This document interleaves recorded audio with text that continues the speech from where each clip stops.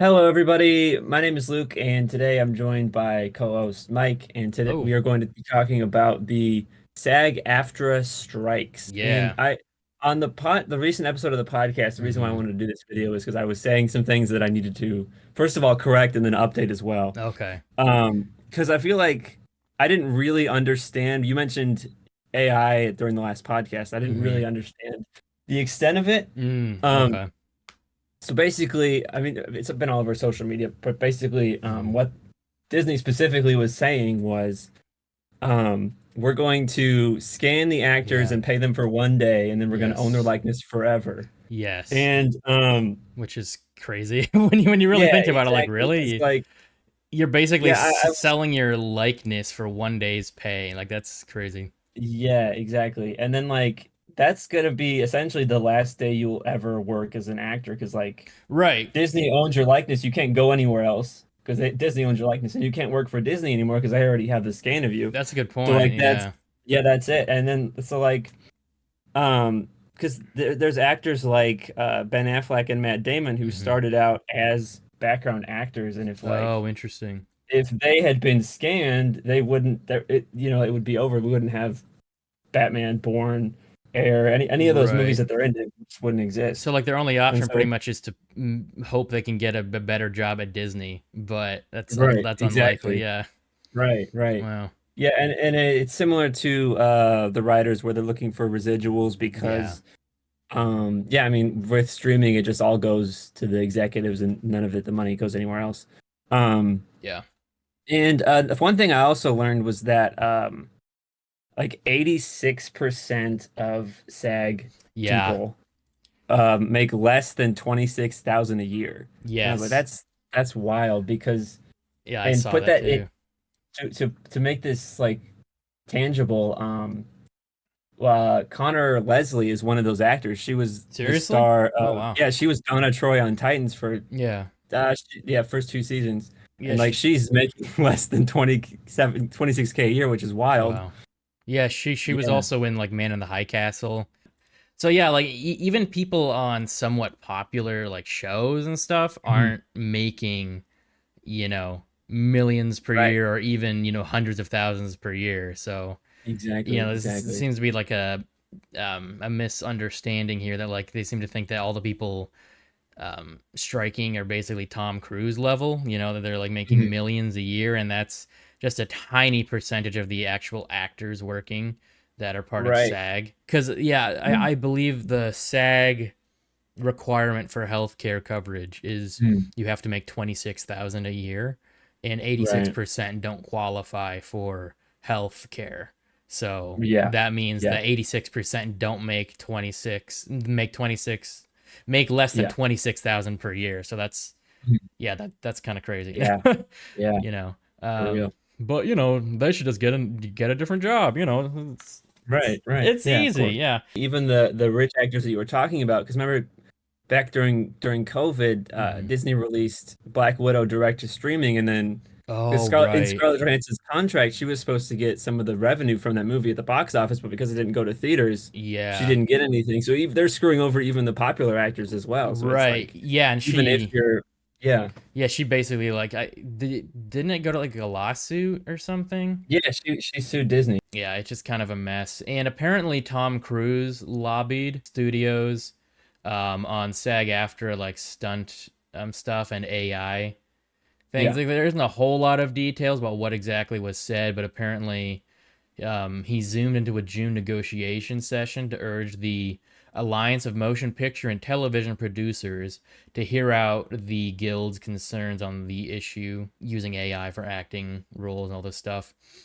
And he also wanted to urge the AMPTP to support the guild's position on stunt performers. Now, mhm. I don't think this article, this is from the Hollywood Reporter, I don't think it actually says like what that position is, but yeah. Yeah. I don't really know. I do know that it's kind of funny because the SAG put on social media everything that the actors aren't allowed to do now that they're on strike. Right. It specifically said any stunt involving an airplane is not allowed. It specifically Yeah. called that out. It's I like wonder that's who for that's Tom for. Cruise. Yeah, right. And I think it's also included like motion capture stuff as Yeah, well. Yeah, voice acting, puppeteering, obviously Hmm. live action, stage shows, any sort of promotional thing at all. Hmm. So like award shows, podcasts, magazines, anything like that. Okay. Um, I don't, yeah, that's everything I know off the top of my head. There might be some other ones, but Yeah, apparently uh, there are a few things that SAG-AFTRA is allowing to film during this time. Apparently, the show The Chosen is allowed to film. Um, yeah, there was some sort of waiver that they were able to get signed or something like that. I'm not mhm. sure how that worked. And there are a few others. Apparently, like a couple A24 films.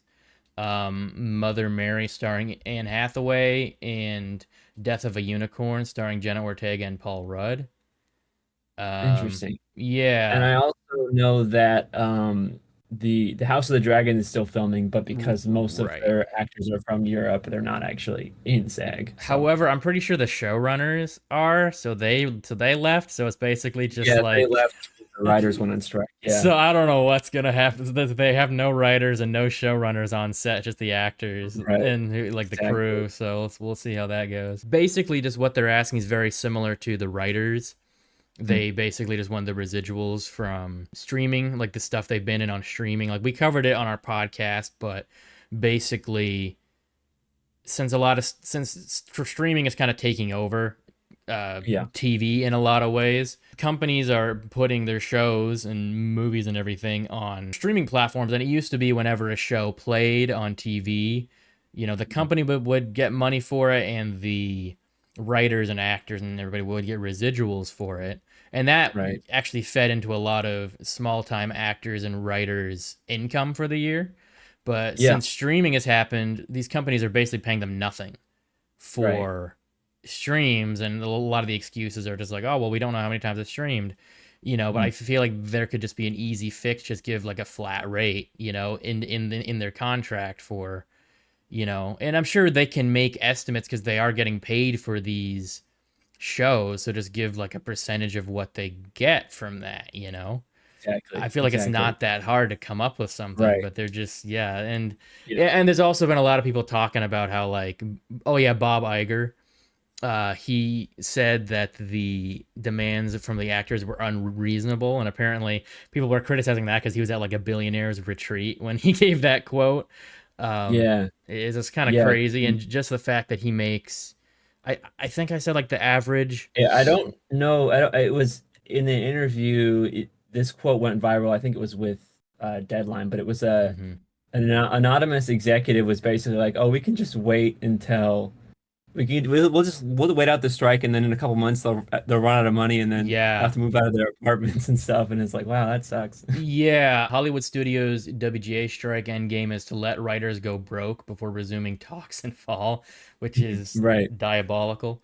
Um, Exactly. yeah, okay, yeah. So a studio executive told Deadline that the endgame is to allow the things to drag on until union members start losing their apartments and losing their houses. One insider called it a cruel but necessary evil. Yeah. So yeah, that's cool. Yeah. Jeez. Yeah, we'll see how this works. I don't know if that is going to go as well as they think it is, because from what I heard, the companies are kind of freaking out over this because they have no writers and no actors. And I heard that they were even starting to reach out to influencers to like help with making movies, which is a horrible idea that no one's going to like. Yeah. So yeah, I feel like, I don't know, man. These companies are not taking these demands seriously. I feel like Right. part of me hopes that some of the more well off, like actors and writers, will kind of help with things, that it doesn't just end up being people thrown out of their homes. Like there is a fund. Um, Yeah, there is some sort of emergency fund. I don't know yeah, if what that is. I forget Or what it's some. called, but like I kind of hope that enough people are able to donate to that so that they don't have to be Right. to Right. to, to lose their homes, because I really don't want the companies to win, basically. Yeah. Exactly. Yeah. Exactly. So yeah, it's definitely a mess. We're definitely gonna see this. Who knows how long it's gonna last, but it's Right. probably gonna cause some things to be delayed, which, you know, Hmm. I'm fine with, because I'd rather Yeah. have a good product. Right. As opposed to Right. one that gets like rushed through with no writers and, well, now no actors, because like Deadpool 3 had to shut down, and Yeah. Mortal Kombat 2 and a few other movies had to shut down filming. Yeah. Yeah, it's kind of a mess. I hope it gets resolved in a way that's fair to Right. the Right. actors and the writers. Yeah. So anyway, that's that whole thing, the whole strike. Yeah. Yeah, so there are a lot of resources breaking it down if you are interested in more of the details. We just kind of gave a vague, Mhm. Yeah. overview of Yeah. everything. But yeah, thanks for watching. Please like, subscribe, all that stuff. Check out our social media and our podcasts. Those links are in the description, and we will check you. Well, check you. We'll see you next time.